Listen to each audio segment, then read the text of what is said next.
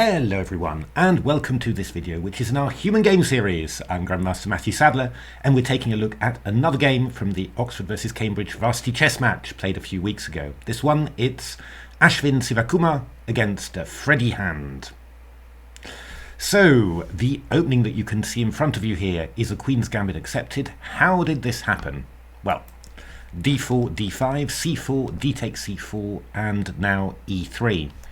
And actually, I was talking to Ashwin during the Varsity Chess Match dinner, which is always held after the event, and I said to him that I'd only found games where he'd played 3e3, but there are only a couple of games that I've seen of his where Black had played 3e5, which is also another idea. And I didn't actually know what he played against the normal Queen's Gambit accepted. And he said something quite intriguing. He said that well, he's from Singapore, and he said that in Singapore, there's not so much a culture of every single game sort of being written down and put into a database. You know, over here, you play a tournament, it's in the databases immediately. But he said that not all of his games in this opening were in the database. So that was obviously a little bit difficult for Freddie to prepare against. And I didn't really have much of a clue what Ashwin would play myself when I tried to do some preparation. So e6 was played. Bishop takes c4, knight f6, we're into a standard line here. Knight f3, a6, and now Ashwin played the move queen e2 here, which is a very interesting line. Was pretty popular when I was a professional and playing the Queen's Gambit accepted all the time. So that's way back in 1995, 1996. And what's the idea? Well, the idea is that after c5, you're going to play d takes c5, bishop takes c5, and these symmetrical positions are very, very typical of the Queen's Gambit accepted. I mean, Black plays d takes c4 very early on, and then White just responds with d takes c5. And what White's idea is that White's got an extra tempo in this position, and so in a symmetrical position, that should actually mean something. It should mean something like a slight advantage. You can do it in two ways. One way that Kramnik and Bareyev and players like that did was actually to swap off the queens. So they would play castles, and after c5 they'd go d takes c5, takes, bishop takes c5, and play the position that way. And they managed to make it a reasonably difficult experience for Black. I think nowadays there's sort of decent ways of playing against it, but it's still quite awkward. I mean, Kramnik and Bareyev in particular, I mean, they were very creative in finding all sorts of unusual ways of manoeuvring the knights at different moments, just to upset this bishop on c5 and attack the dark squares, the queenside dark squares that are the Black's weakest point in this position. But queen e2 is a bit more attacking, really. I mean, you're going for the same symmetrical position, but you're keeping the queens on.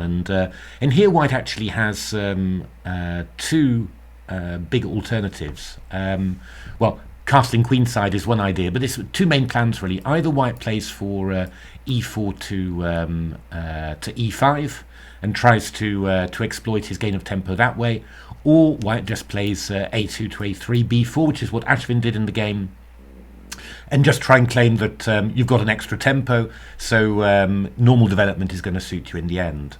I would say actually just in general that this is quite a nice way of playing when you're playing a crucial match like this, because essentially with White you're really reducing your chances of losing the game because it's a symmetrical position, and because you're a tempo up, you should be the only one who's got any chances of making something of it. So in general, just this sort of opening, reducing the opponent's thoughts of winning, and just keeping a modest amount of extra chances for yourself, that's often quite an effective way of playing. And I think that you see this during the game somehow, that this was much easier for Ashwin than for Freddie. I think I can also say that it's when I did the preview of the Varsity match, I said that what Cambridge was really looking for was to be White on odds. Because I thought that their player with White on odds were going to be pretty strong, and I thought that they would struggle as Black. And well, this was one of those games. I thought Freddie's repertoire with white was really, really good, but I was a little bit more worried about him as black against Ashvin, and I sort of felt the other way around, that Ashvin looked very solid with white with 1d4, but looked a little bit more ropey with black. So, but the funny thing was that Cambridge won the toss and elected to take black on odds, because their entire strategy was about being white on evens. Really quite amazing to see the difference in insight somehow. Obviously it worked out very, very well for Cambridge, so absolutely great. But what I will say is that two boards where I really thought Cambridge were going to struggle. That was the board 1 game, Tom O'Gorman against Miroslav Mako, and also this one. Well, in both those cases, Cambridge lost the black side. So A3 was played by Ashvin, looking for B4, bishop B2. Very long time ago, I had a really interesting game against Jan. I came up with a really interesting idea for my player, Joël Lautier, against Jan Timman. I think this was the move order. It was knights castles, knight c6, e4, b5. And the idea was to meet bishop b3 with knight d4, which was actually very much inspired by the Pologievsky variation of the Najdorf. Just these early queen moves, very specific moves. And I think actually that it's still the best line for black against this. That was in the pre-computer age. That was weeks of analysis. But after a3, we're going to get into quieter stuff. b5, bishop d3. And now Freddie sidesteps a very cunning trap here, because one of the things that that black players often fall into is this idea of playing bishop b7. What could be more natural than that? You play b5 and bishop b7. But here in these positions, white's got this unexpected move, bishop b5 check, followed by queen b5. And it's impossible to defend both those bishops. Really... really quite amazing. And that trap has caught out hundreds and hundreds of people, including some very strong grandmasters. But what I didn't like particularly was what Freddie did, which was to play the knight to c6. In general, in Queen's Gambit accepted positions, you really do want the knight on d7. And the bishop on b7. Why is that? Well, first of all, the bishop is free along this diagonal, so it exerts the most pressure. Secondly, from d7, the knight's got a number of nice squares to aim at. c5 in particular is one of them, but there's also b6 as well, and of course, e5 is another one. And actually, whilst we're talking about positioning of pieces, normally you want this bishop here to move back to d6. So bishop on b7, knight on d7, bishop on d6, and probably the queen coming to b8 or c7, most likely b8 if the c file's already open. That's kind of the standard setup. And what I'd noticed somehow was that in another game that Freddie had lost in the Queen's Gambit accepted, he'd played his knight to c6 as well, when I felt it should have been played to d7. And here he sort of repeated this same mistake with knight c6. I mean, if you want to avoid putting the knight on c6 and you want to get your bishop to b7, then in general, knight bd7 first, castles, bishop b7, b4, bishop d6, or the immediate bishop d6, b4, bishop b7, bishop b2, knight bd7 is really the simplest way of doing that. When I saw knight c6 in the commentary room, I was not particularly happy. I mean, what's wrong with it? Well, it blocks the diagonal of the light squared bishop. That knight doesn't really have as many good squares as the knight on d7. And it really does nothing to protect this c5 square. And when you consider that white, just like in the game, is going to play b4, knight b2 to b3, then in general you're setting yourself up for a few extra difficulties that way. The funny thing is, though, that in a way, I've got for this game, I've got both a human narrative and an engine narrative, because my human narrative really is that Black misplaced his pieces early on in the opening, playing the knight to c6, and then later on this bishop went to e7, and after that just gave him a poor start to the game. That the results of that were felt throughout, and eventually it all proved too much. That's the human narrative. But if you look at it with the engines as well, the engines find at times ways to make this work for Black. So it's kind of nuanced, really. But I think that when you're talking about the human perspective, you're talking about a way of avoiding getting into trouble, and you do that by having the very best way of development, which is knight to d7 and Black dark square bishop to d6. The engine perspective is simply showing that, as always, the engines can find way more defensive possibilities than humans do naturally, and that it's very important, as a human player, to keep on believing in your chances, because Lord knows what the engine could find for you if you could just tag team him into your game. So b4 was played, and now bishop e7, which again really didn't like, really wanted that bishop on d6. I mean, why do I like the bishop on d6? It supports stuff like knight e5, which is always, Black positions, they're always got just a few too many pieces in them, and swapping off some minor pieces is good. So if you can play moves like knight e5 later, that will be great, and putting the bishop on d6 helps that. Putting the bishop on e7 just makes it all a little bit passive somehow. Bishop b2 and queen b6.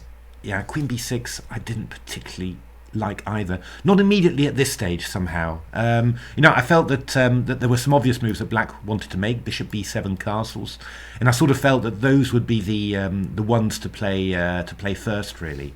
But Freddie does have a very concrete idea behind this, so yeah, maybe shouldn't criticize too much. But it just felt sort of wrong somehow, abandoning the king side so early, because White does have these ideas of playing knight d2 to e4, getting rid of this knight, and then you've got two dangerous bishops pointing towards the king side there, and having the queen on the queen side somehow, not 100% sure. But knight bd2, but what Freddie was aiming for here in actual fact was a very concrete idea. He was aiming to be ready always to play the rook over to d8 and meet knight b3 to c5 with bishop a8. That was the idea. And it's not actually. It's never really thought about it at all before. But it's not silly at all. It's definitely got some good point to it. But as I said, I would have preferred maybe a slightly more traditional approach to development with maybe the bishop on d6, this queen over to e7, and maybe rooks on d8 and c8. But knight b3, Freddie played bishop a8, just getting out of the way of knight c5, and then went castles. It's possible actually that that knight c5 was just a little bit too early, as we'll see, because Black actually has some possibilities here now. But castles, and now Ashwin played knight g5. Very aggressive move. Not the engine's favourite move, I don't think, but certainly in the commentary room we were thoroughly in approval. The unpleasant idea is bishop takes f6 and knight h7, so Black's got to do something about that, and if you do something like g6, then definitely h4 could be very dangerous. So e5 was played to block this diagonal.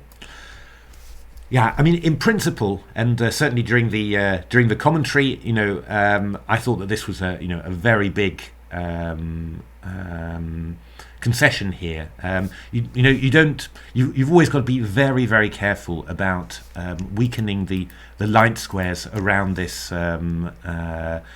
pawn, because certainly with you've got White's knights and potentially the bishop, maybe the queen as well, crawling over all these light squares.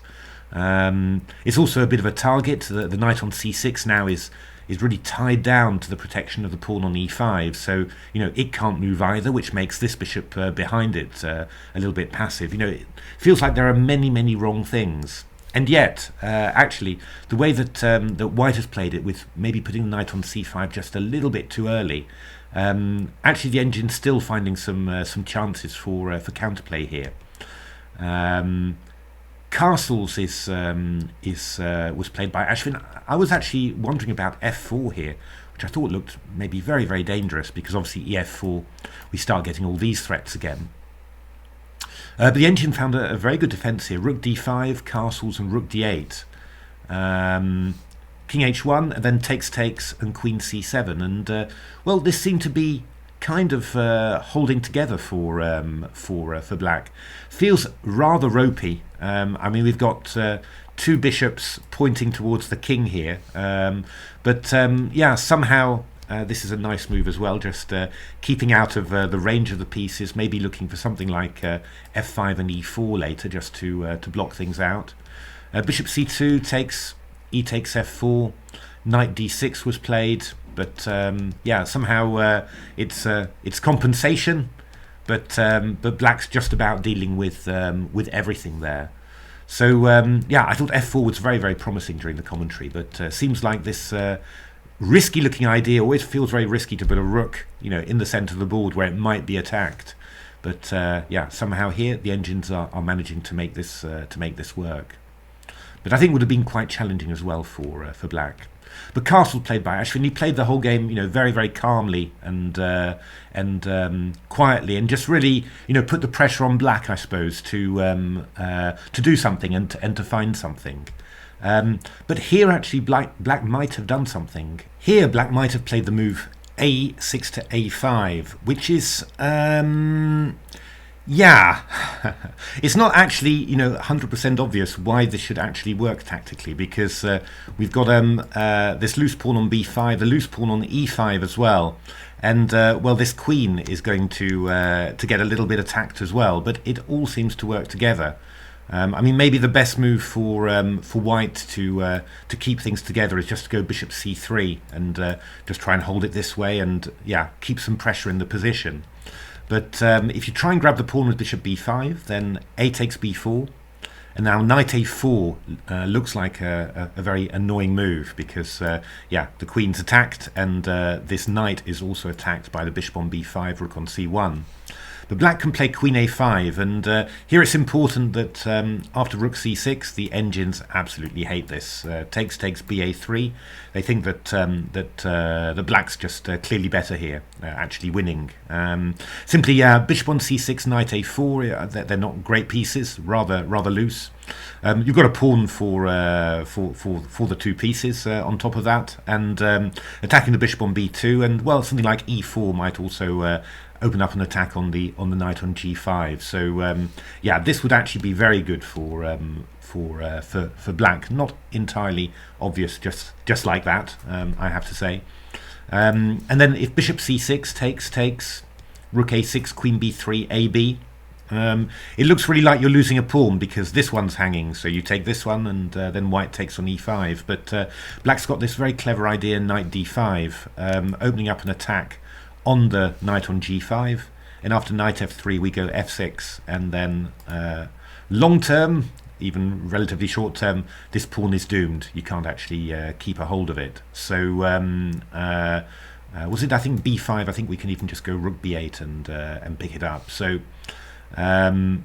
it's yeah, I mean, it's just really surprising, of course, very surprising. But it looks like you can just get away with this move a5, which obviously, you know, would really be very, very nice for black to achieve. Yeah, this knight on c5 here, you know, pressuring the pawn on a6, for example, is proving to be you know, very, very unpleasant. So h6 was played, knight e4 takes, and I suppose, yeah, I sort of feel that that Ashwin maybe didn't play it in the most decisive or powerful manner, but somehow I suppose the human narrative comes back a little bit, and you sort of say that it's just that sort of type of position that even if white doesn't play it in the most accurate and powerful way, you know, some of the problems of the position still remain. And here you've got this knight on c6 blocking this bishop on a8, which is passive, And well, we've because of those two, we've also got this pawn on e5, which the knight on c6 is tied down to, and those sort of things just make it so much easier for white to generate threats. Yeah, I was kind of expecting bishop takes c4 here, and actually just looking for f4. I mean, that's what you want, f4, and then queen g4, and that sort of thing. This was the engine line, takes, and now f4, f5, bishop b1, ef, but, well, I don't know. I mean, this looks very pleasant attacking position for white. I mean, big bishop on b2, and, well, Lord knows what we can do with our rooks here. Maybe the engines can hold this sort of thing, but it's yeah, very, very difficult. Actually, the engines were just ending up winning most of these games with white. So looks very, very dangerous indeed. But I think that this idea just of taking with a bishop and then looking for f4 was very powerful, and I think that's what we were looking at in the commentary room as well.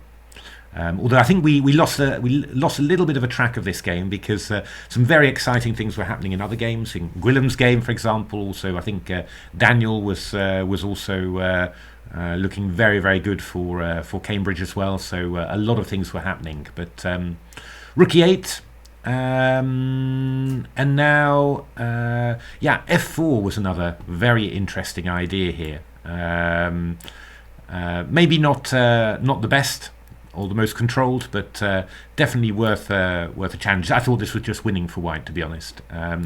But here, yeah, the engine shows this incredible defense. You can go bishop g5, and the key point, the annoying thing is that yeah, these pieces are converging on the e3 pawn. And after you go bishop h7 check, which looks decisive, because if king takes, we go queen h5. Followed by queen takes f7 and queen takes g7. Then black can go king f8, and there is actually nothing decisive. Rook f2 takes rook f1. This was a Stockfish against Dragon game. Obviously queen takes c2 allows rook takes f7 mate. But if we play f6, queen h5 and knight e5, then this knight on c6 finally moves, and well, basically it looks like black is doing absolutely fine.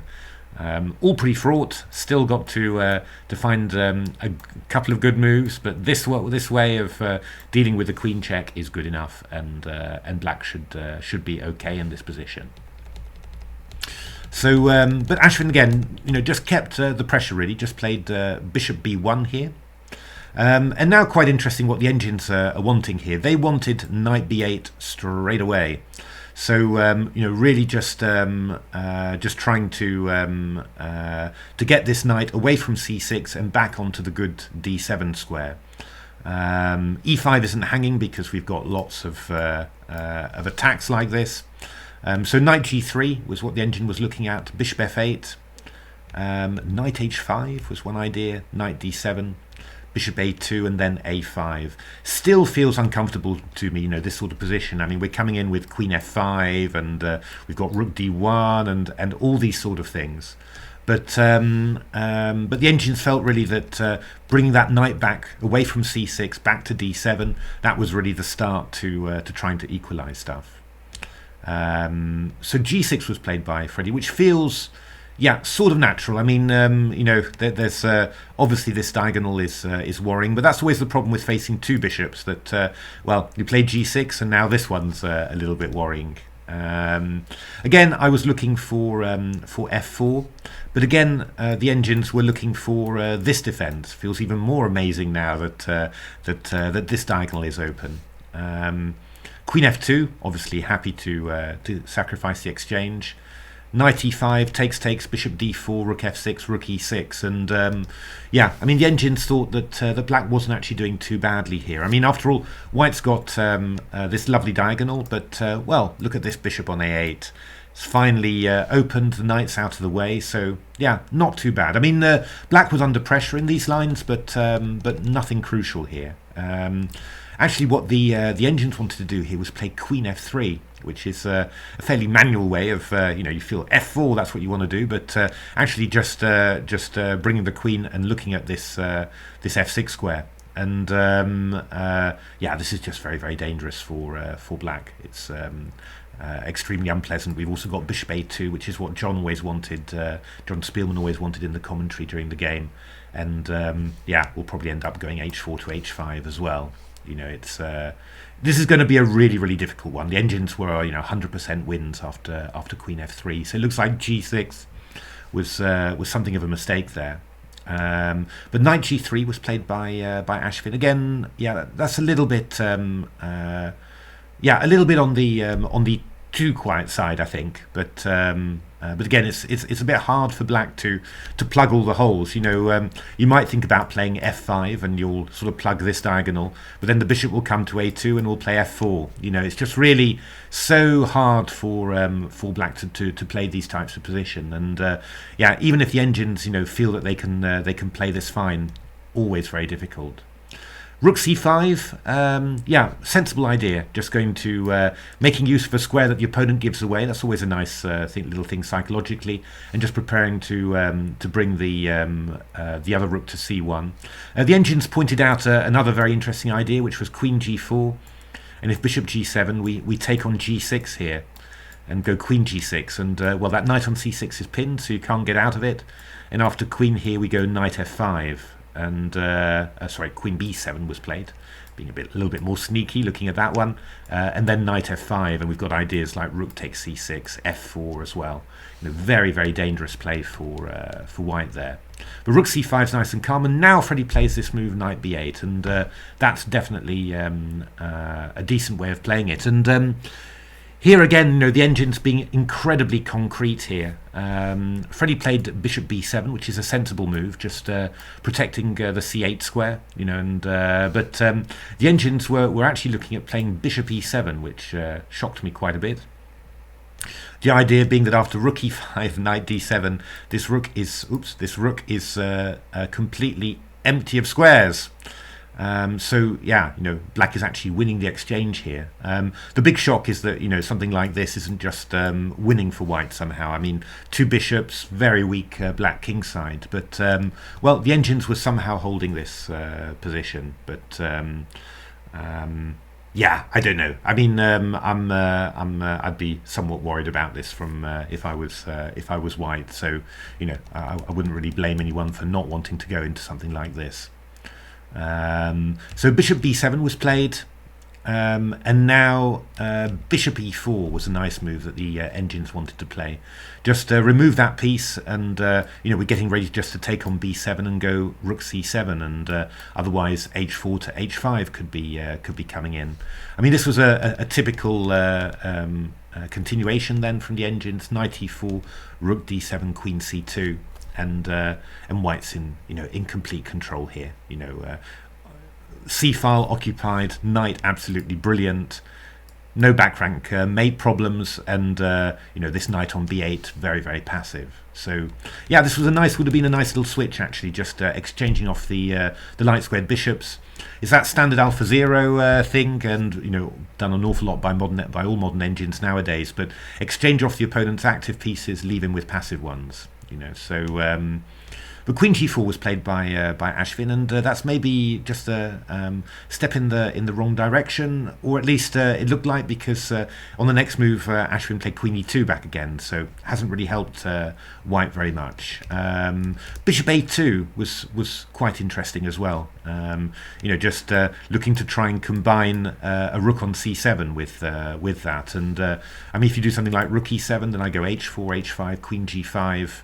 Yeah, again, feeling a little bit worrying again, because we've got if this queen moves away from b6, we'll have queen g6 with this pin, and well, maybe at some stage moves like f4 or sacrifice on h5 are going to come in.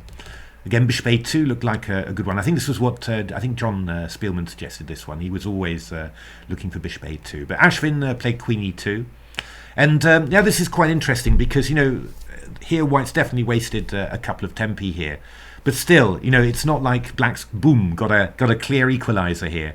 He's it's still not very easy to see how black is going to develop properly. So rook c8 played, knight e4, knight d7, takes, and rook d1 played by Ashwin. I thought this was a very good move. Actually, I think the engines were more looking at this idea, which again was pointed out by John. He was always looking for bishop a2, and again that's kind of awkward somehow. Just a lot of pressure here on the on the light squares, and against this black king. But the engines were starting to draw these games now, so with black, so all possible. But after rook d1, I thought it was a very good move. You keep the rooks on, keep the pressure on, and just give black some decisions. You're attacking this one. How are you going to do this? And this is where Freddie really went wrong here.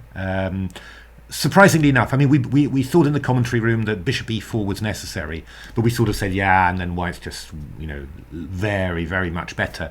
But actually, the engines just seem to say, okay, well, this is pretty much equal, really. Quite amazing. I think one of the key moves here is that black plays queen e6, and just makes it much harder for white to bring the bishop to this diagonal. I think if the bishop comes to a2 like that, then it's going to be a little bit more awkward, because then black's always got to watch out for 7th rank invasions. But this move queen e6 is important, and the engines were just thinking that this was just very even. So queen d2, knight e8, bishop e4, knight f6, bishop b7. They were basically seeing that the black can hold this sort of structure and wait forever. In a human game, I would say that would be a lot more difficult somehow. I think that the worry that you always have now that you've lost your light square bishop and you've got these pawns on light squares, and white's got a light square bishops, the potential for the queens being exchanged somehow and a white rook invading, it's very, very large. So even if the engines think this is a negligible advantage for white, again, the human narrative is that this is actually quite difficult. What Freddie did was, unfortunately, he played queen c6, and after f3, just basically ran into knight b6, knight d6. And the big problem here is that after rook d8, we're playing bishop e4. This follow-up is very, very unpleasant. And obviously, we're attacking this bishop, and we're attacking the queen as well. So queen d7 played, bishop b7.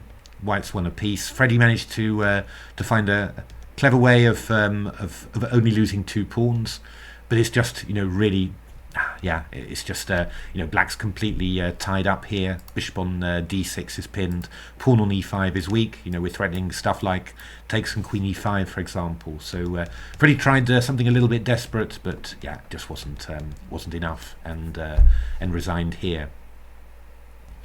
So I mean, that was I found that a very interesting game. I mean, first of all, I'm a big Queen's Gambit Accepted fan. Played it for all of my professional career. Scored really, really well with it. So that was very interesting. And I would say simply that I think in terms of improving black's play in the opening, I think not putting the knight on c6 unless you've got a real concrete reason to do so. And looking for system development, follow those arrows, where the knight goes to d7 and then the other bishop goes to d6. I think that's, that when you do that, you've never got a problem in any of these symmetrical positions, really.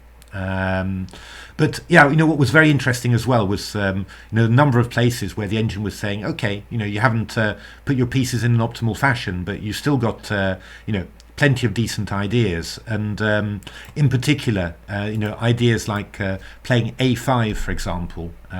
They seem to be working tactically more often than not. This is another thing that I hadn't shown before. If Ashwin played knight g5 in this position, but if castles, then the engine thinks that a5 is good, and the basic idea is takes ab, rook b8, takes, and black's got the 2 bishops, and white's got the extra pawn, but essentially this pawn is quite weak somehow. We can attack it in various ways, and the 2 bishops are quite good compensation. So plenty of ways for black to play in that way, but you've got to be willing to give up a pawn and take that gamble. But again, that's showing how the defensive resources that engines find for us in positions where from my general experience, I'd say that's just a very difficult position for black. And yeah, the rest of the game was very interesting somehow. Again, quite surprised at the number of defensive resources that Black had, and certainly I think that Ashwin could have played a little bit more aggressively with playing this move f4 somehow here, but what Ashwin did was, it was very good, I think, for the match situation. I think that's what we all felt in the commentary room, that you could maybe have found a number of points where you could play with more power with White, but the essential parameters of the position, which are quite difficult for Black, just in my experience, just handling them for Black, they always remained somehow, so the pressure always built up. So. In a crucial match, always much nicer to play where a position with White where you say, well, I'm not going to lose this, and I've only got chances of a win, and Black sort of thinking, well, I'm never going to win this. Maybe I hold a draw if I play really well. Very difficult situations in intense matches like these. So there we are. Hope you enjoyed that video. If you enjoyed it, why not give a like, subscribe to the channel, take a look at my Chessable course, new book, Silicon Road to Chess Improvement, full of amazing engine games, great analysis, and lots of tips on how to use your engines to improve your own game. And otherwise, thanks very much for watching, and I hope to see you at the next video. Thanks for watching.